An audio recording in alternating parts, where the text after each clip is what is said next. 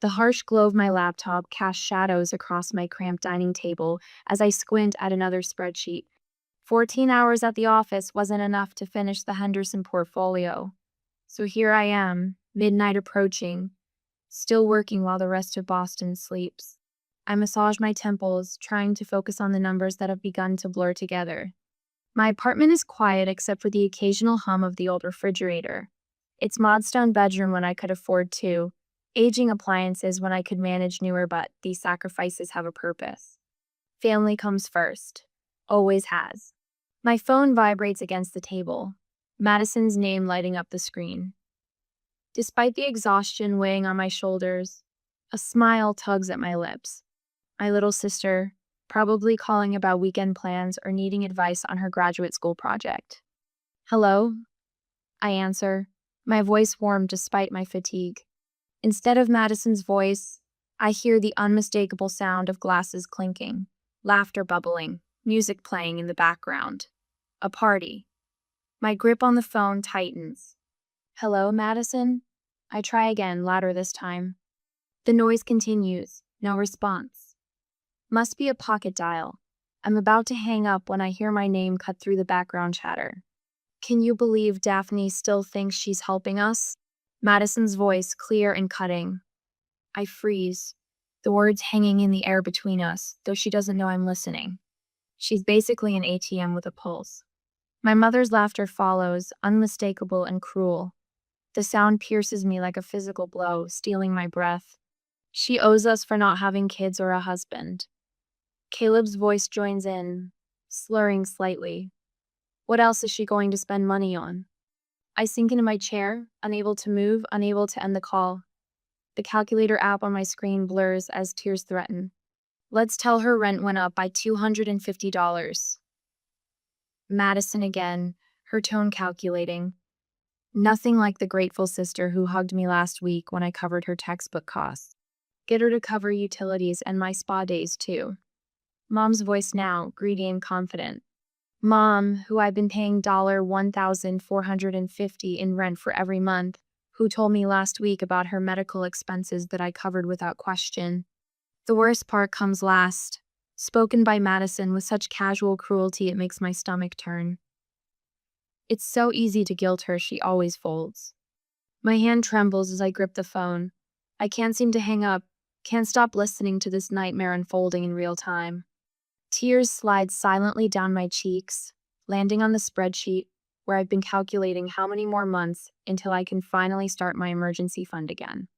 The memories flood in unbidden. The vacation to Maine I canceled 3 years ago when Caleb had his emergency tuition shortfall. The dental work I postponed twice when Madison's car needed repairs that somehow cost exactly what I'd saved for my root canal. The second job I took last year, bartending weekends when Mom claimed she needed help with medical bills I never saw documentation for. But trusted were real Boswell, because she's my mother. 5 years of sacrifices parade through my mind in merciless detail. 5 years of family emergencies that somehow aligned perfectly with my bonus schedule. 5 years of their grateful faces, now revealed as masks hiding contempt. I finally pressed the end call button, setting the phone down with unnatural care, as if it might shatter like my trust just did. The apartment feels colder suddenly, the silence heavier. I wipe the tears from my face with the back of my hand. My posture straightens almost of its own accord. Something shifts inside me past the hurt, past the betrayal. A calm clarity emerges. I've spent years analyzing financial data, finding patterns others miss. How did I miss this? I pick up my phone again, my fingers steady now as I type. Hey, I think my phone glitched weird signal just now. Everything okay?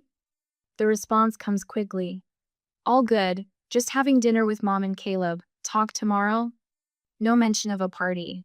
Another lie, so effortless it's chilling. I close my laptop, pushing aside the Henderson portfolio. It can wait until morning. Instead, I open a new spreadsheet, naming it something I should have created years ago.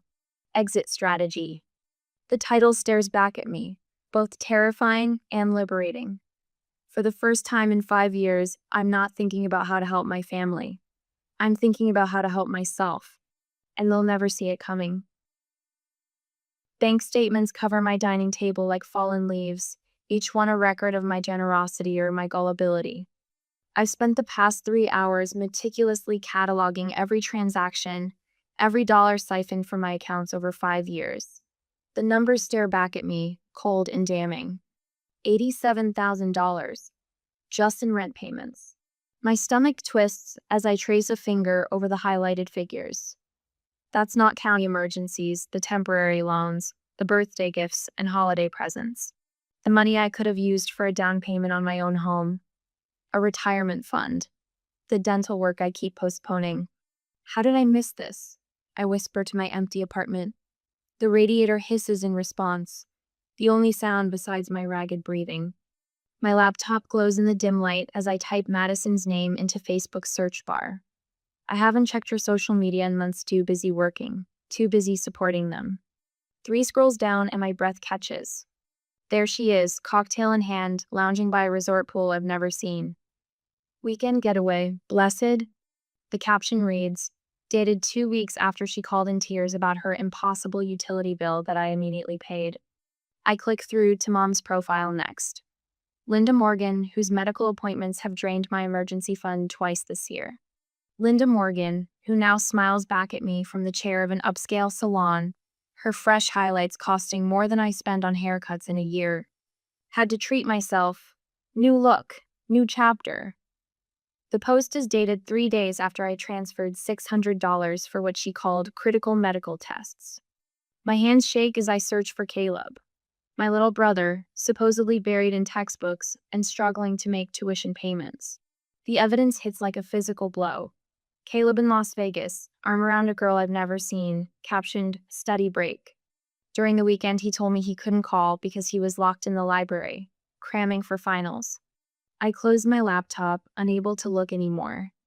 The betrayal is too raw, too complete. Memory after memory resurfaces, now cast in the harsh light of truth. Last Christmas, dropping off carefully selected gifts at their door, Mom claiming she was too tired for me to come inside. The birthday dinner I arranged for Linda at her favorite restaurant, where they left an hour early for a headache that didn't stop them from posting bar photos later that night. The promotion celebration no one attended because of car trouble. The pattern is so clear now, texts appearing only when bills were due, calls that never asked how I was doing, only what I could give. My phone buzzes on the table. Mom's name appears on the screen, and for the first time, I feel nothing but a cold clarity. Daphne, honey, it's been ages. We're having a little family dinner on Sunday. Can you make it? My voice doesn't betray me as I accept the invitation, already calculating my next move. I'd love to. Should I bring anything? Just yourself, she says warmly, the same warmth I once mistook for love instead of opportunity. After ending the call, I stand before my bathroom mirror, practicing normal smiles, rehearsing casual responses. Oh, rent went up again? That's terrible. Smile, sympathetic nod. Another unexpected bill? That must be so stressful. Concerned frown, but not too deep. I open my closet, pushing past the few nice pieces I've allowed myself. No, those won't do. I select faded jeans, a sweater with worn elbows. The illusion of struggle must be maintained a little longer. For dessert, I'll bring my chocolate cake, the one they always praise, but never quite appreciate I bake from scratch to save money. The irony doesn't escape me as I write down ingredients I'll need. You've been supporting them for years? Eleanor's fork freezes halfway to her mouth, her salad momentarily forgotten as we sit in the corner booth of the cafe across from my office. I've paid their rent since Mom claimed she couldn't work full-time after her back injury. The air quotes I make feel bitter, childish, but necessary. I've been living in that 1-bedroom apartment so they could have their 3-bedroom house. Eleanor's face shifts from shock to anger on my behalf. Daphne, that's exploitation. The word lands heavily between us. I've avoided naming it until now. My guest room is yours if you need space when this all comes out, she offers, reaching across the table to squeeze my hand. Whatever you decide to do. I thank her, throat tight with unexpected emotion. Having someone firmly in my corner feels foreign, precious. Later that afternoon, Michael from accounting stops by my desk. He survived his own family betrayal 3 years ago, parents who remortgaged their house in his name. He recognizes the signs in me. Remember, setting boundaries isn't cruel, he says quietly. It's the most honest thing you can do for everyone involved. That night, I find myself staring at old family photos. Dad with his arm around me at my high school graduation, his proud smile. Madison is a toothless 7-year-old, clutching my hand on her first day of school. Caleb learning to ride a bike, my hands steadying him from behind. Were those moments real? Or was I always just a resource to them, even then? My phone rings. Mom again. You're bringing that chocolate cake everyone loves, right? Her voice is honey sweet, familiar in its manipulation. Of course, I say, feeling the old guilt rising, threatening to break my resolve. Family is family after all. Maybe I've misunderstood. Maybe. I hang up and play the recorded call again, their cruel laughter filling my quiet apartment. She's basically an ATM with a pulse. It's so easy to guilt her, she always folds. I close the photo album and straighten my shoulders. The doubt recedes, replaced by something cooler, more determined. Sunday dinner is 2 days away. It's time they learn that ATMs can be permanently out of service. The familiar brick colonial looms before me, its windows glowing amber against the twilight sky. I pull my sensible sedan to the curb, cut the engine, and sit motionless. This house, 3 bedrooms, 2.5 baths, with the wraparound porch Dad always wanted, isn't mine, though my name appears on every mortgage payment for the past 5 years. Just breathe, I whisper, gripping the steering wheel. My rehearsed smile feels like a mask already, tight and unnatural. The front door swings open before I reach the porch steps. Madison bounces out, all honey blonde hair and practiced enthusiasm. Daff, you made it! Her arms encircle me, squeezed firmly enough to convince. I catalog the details I once missed. The fresh manicure with intricate designs that couldn't have cost less than $80. The subtle scent of a perfume I recognized from the Nordstrom beauty counter. Wouldn't miss it. My voice emerges steady, betraying none of the tremors I feel inside. Mom appears in the doorway, arms outstretched, her smile wide, but eyes calculating. There's my responsible girl. The word lands like a slap now. Responsible. Code for useful. Hi, Mom. I allow myself to be folded into her embrace, noting the cashmere softness of her sweater against my cheek. Medical bills don't typically come with designer labels. Caleb appears last, offering a half-hearted side hug that lasts precisely 2 seconds. Hey, sis. I followed them into the living room I rarely visit despite funding. The walls are decorated with family photos, Madison's graduation, Caleb's high school football days, Mom's 60th birthday cruise. I scan for evidence of my existence, but find nothing more recent than my college graduation.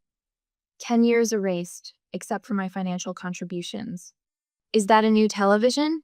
I ask, gesturing toward the sleek 65-inch screen dominating the wall. Last month, Caleb had texted about being unable to afford his textbooks. Oh, that old thing? Mom waves dismissively. Black Friday deal. Practically gave it away. Black Friday was 4 months ago. The model came out 6 weeks ago. Madison sits beside me, her freshly manicured hands fidgeting in her lap. French tips with tiny crystals catching the light. The same hands that typed, barely making ends meet in last week's text message. How's work? She asks, not waiting for my response before continuing. I've been absolutely drowning in my thesis research. Professor Saunders is being completely unreasonable about deadlines. The same Professor Saunders she tagged in Instagram photos from a weekend music festival 2 weeks ago. Best professor ever? Works fine, I answer simply. Busy season. Mom brings in a tray of coffee and her famous lemon squares the ones she knows I love. The sugar-dusted treats are carefully arranged, a sweetener for what's coming. They always feed me before asking for money. So, Mom begins after precisely 2 sips of coffee, right on cue. Her voice drops to that familiar, urgent tone. We've had some unexpected news. I take a bite of lemon square, buying time. 5 years of these performances, and I never recognized the pattern. The dramatic pause, the concerned glances between them, the inevitable crisis that only my checkbook can solve. The landlord called yesterday. She shakes her head, eyes downcast. He's raising the rent. Again. $250 more starting next month. Madison's eyes widen on cue. We're already stretched so thin, Daff. I've picked up extra research assistant hours, but it's barely making a dent. Research assistant hours that haven't prevented her from posting poolside margarita photos every Thursday afternoon for the past month. I'm worried about falling behind in school, Caleb adds right on cue. If I have to pick up more delivery shifts, my GPA will tank. His recent Vegas poker tournament winnings apparently insufficient for rent, though adequate for the designer sneakers he's currently wearing. Their glances telegraphed between them, Mom's slight nod to Madison, Madison's eye flicked to Caleb. The synchronized dance of manipulation I now see with painful clarity. That's terrible, I say, my tone appropriately sympathetic. Didn't you just go to that spa resort last month, Mom? The one in the Berkshires? A moment of panic flashes across her face before she recovers. Oh, that was a special deal through my church group. Practically free. The $379 per night tea resort her friend accidentally tagged her at. The $120 hot stone massage she reviewed online. I turned to Madison. That's a beautiful purse. Nordstrom? Her fingers instinctively touched the buttery leather bag beside her. This? No, it's just a really good knockoff from that market downtown. The same bag I priced last week while researching her spending. $450, genuine leather. And Vegas looked fun, Caleb. Your Instagram had some great shots of the Bellagio. He shifts uncomfortably. Just crashed on a buddy's hotel room floor. Barely spent anything. Except the $800 his poker tournament entry cost, prominently displayed in his victory photo. Their momentary panic dissipates quickly, replaced by practiced excuses. The choreography is flawless. They've been performing this play for years. Mom clears her throat, steering the conversation back to the script. About the rent increase. She hesitates, the practiced pause designed to build tension. We were wondering if you might be able to help with the extra $250, just until things stabilize. 3 faces turn to me, expectant. A pointed silence stretches between us. I let it linger longer than usual, watching doubt flicker across Mom's face. Of course I'll help. The words come out exactly as rehearsed. Family comes first, right? Their collective exhale is audible. Shoulders relax, smiles return. Mom reaches over to squeeze my hand, her grip firm with victory. You're an angel, Daphne. I don't know what we'd do without you. When they disappear into the kitchen to prepare dinner, I casually walk to the mail pile on the entryway table. The landlord's official notice sits in plain view an increase of $50, not $250. I snap a quick photo with my phone. Bathroom? I call out, though I know exactly where it is. Down the hall, honey. Mom answers from the kitchen. Instead, I slip into her bedroom, quickly photographing the bank statement carelessly left on her nightstand. The spa charges are highlighted in yellow. Mom's way of tracking business expenses for tax write-offs she doesn't qualify for. Back in the dining room, I position my phone casually on the table. Voice memo recording as Mom returns with a roast that cost more than the groceries in my refrigerator. To family, Mom says, raising her glass. To family, we echo, and I smile, knowing this performance is almost over. Sometimes revenge doesn't require confrontation. Sometimes it's simply about gathering evidence until the truth becomes undeniable even to yourself. The clock on my laptop reads 11:59 p.m. Rent is due at midnight. My fingers hover over the keyboard. The payment form filled out to the last digit $1,450 that will drain my account yet again. The cursor blinks over the submit payment button, waiting for the click that's come automatically for 5 years. But tonight, something has changed.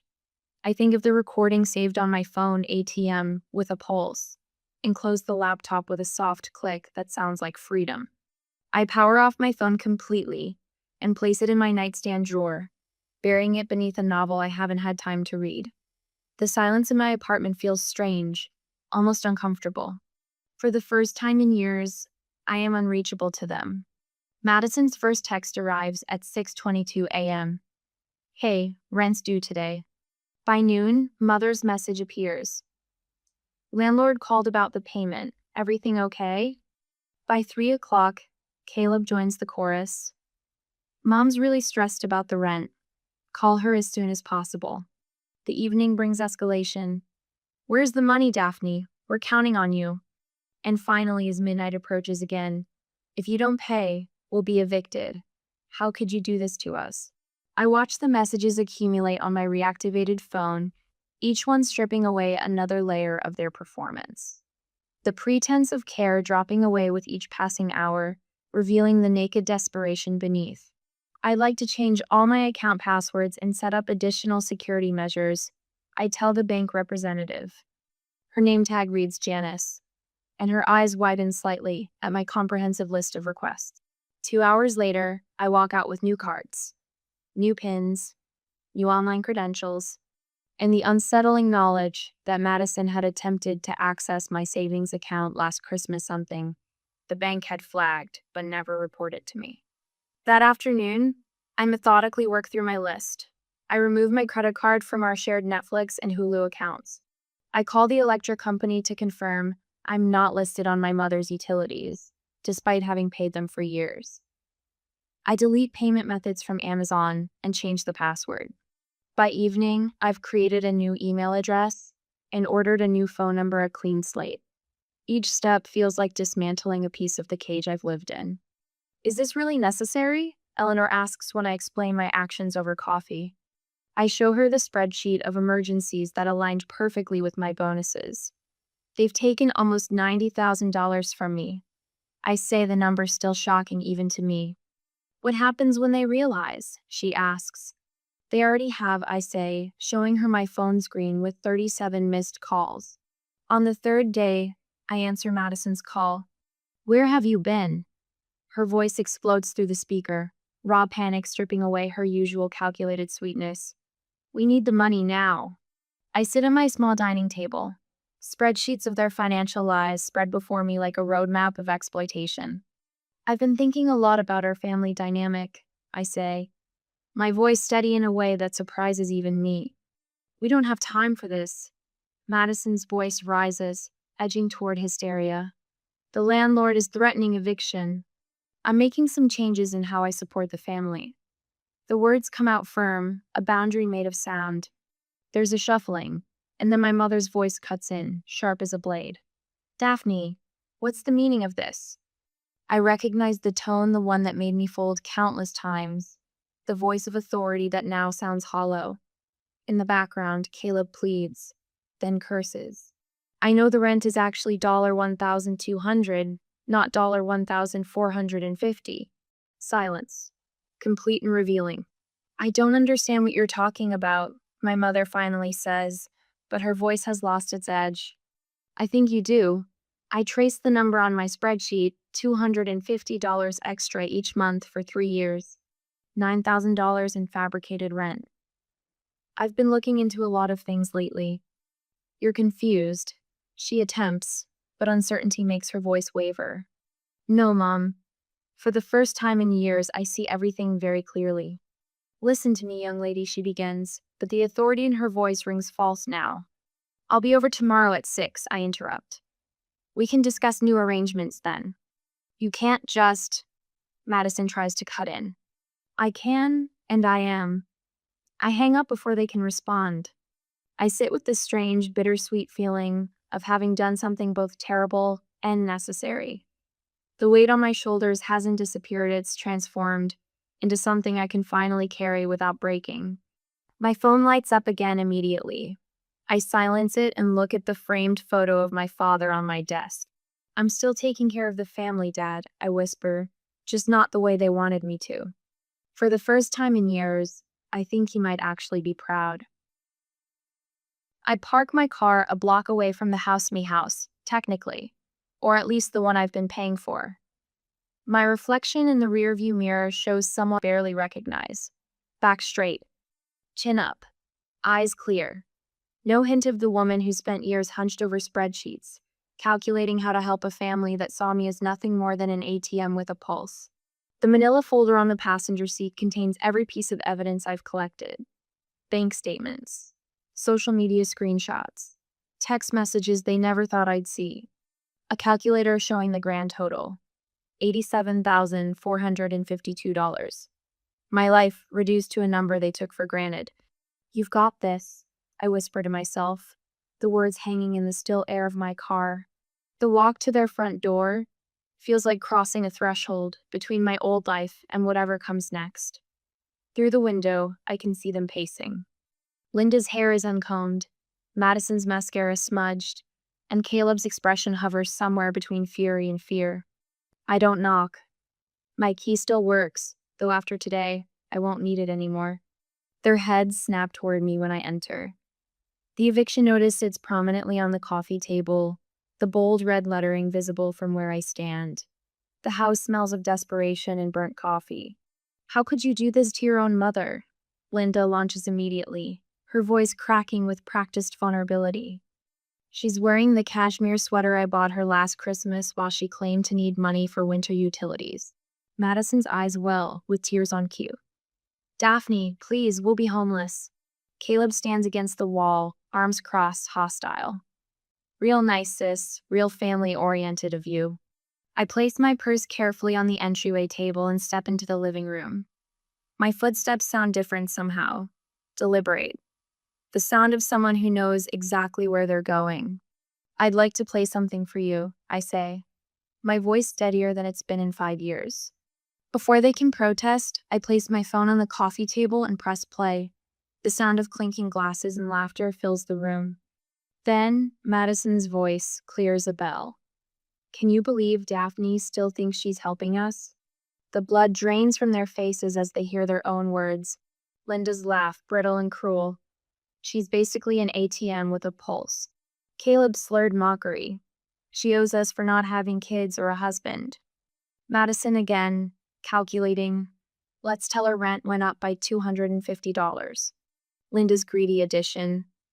"Get her to cover utilities and my spa days too." The final knife twist, Madison's casual cruelty. "It's so easy to guilt her, she always folds." Linda lurches forward. "Turn that off." I raise my hand, and she freezes. It's the first time in my adult life I've silenced her with a gesture. "No," I say simply. "You're going to listen. All of you." I pull out the bank statements next, laying them methodically on the table. The rent on this house is $1,200 per month. For 5 years, I've been paying you $1,450, believing I was helping with utilities. I tap the paper. "Where did that extra $12,000 go, Mom?" Linda's mouth opens and closes. "And these," I continue, spreading out social media screenshots. Madison's Cabo trip during her financial emergency last spring. Caleb's new gaming system when he was struggling with textbook costs. Mom's spa weekend when she had medical bills. "You were spying on us?" Caleb sputters. "No, I was finally paying attention." I pull out my calculator next, displaying the total. Their eyes widen as they see the number. $87,452. That's what I've given you over 5 years, not loan given. While I lived in a 1-bedroom apartment with aging appliances and postponed dental work. While I took a second job bartending weekends. Madison tries to interrupt, but I continue, my voice gaining strength. "I'm done being your ATM. As of today, there will be no more financial support of any kind." The panic in their eyes is immediate and visceral. "You can't do this," Linda says, her tone shifting from accusation to bargaining. "We're family." "The eviction notice gives you 2 weeks, I say, unmoved. I suggest you start packing." "We'll pay you back," Madison offers desperately. "We just need a little more time." "This isn't about the money," I say. "It's about the lies, the manipulation, the mockery." Caleb steps forward, his stance threatening. "So that's it? You're just cutting us off?" "Yes," I reply. the simplicity of the word almost beautiful. I reach into my pocket and pull out my house key, placing it on the table with a soft click. Family isn't measured by what you can take, I say, looking at each of them in turn, but by what you freely give. Linda scoffs, but there's fear behind her eyes. You'll regret this, Daphne. You'll be all alone. For the first time in 5 years, I smile with genuine relief. I already was. I turn and walk toward the door, my steps lighter with each foot forward. Behind me, their voices rise in protest, bargaining, threats. I take out my phone and, with 3 quick taps, delete their contact information as I cross the threshold. The spring sunlight hits my face as I close the door on that chapter of my life. The weight I've carried for years lifts from my shoulders, and I take my first deep breath as someone who finally understands that saying no can be the most powerful form of self-respect. Sunlight streams through floor-to-ceiling windows, casting golden patterns across my hardwood floors. I trace my fingers along the rim of a delicate porcelain teacup part of the set Grandma left me that spent years carefully wrapped in storage. Too precious to use, I told myself. But today, like every day this past year, I choose differently. Are you sure I can't help with anything? Eleanor calls from the living room where she's arranging a bouquet of fresh tulips bright yellow, like the throw pillows I splurged on last month. Just relax, I answer, sliding a tray of appetizers from the oven.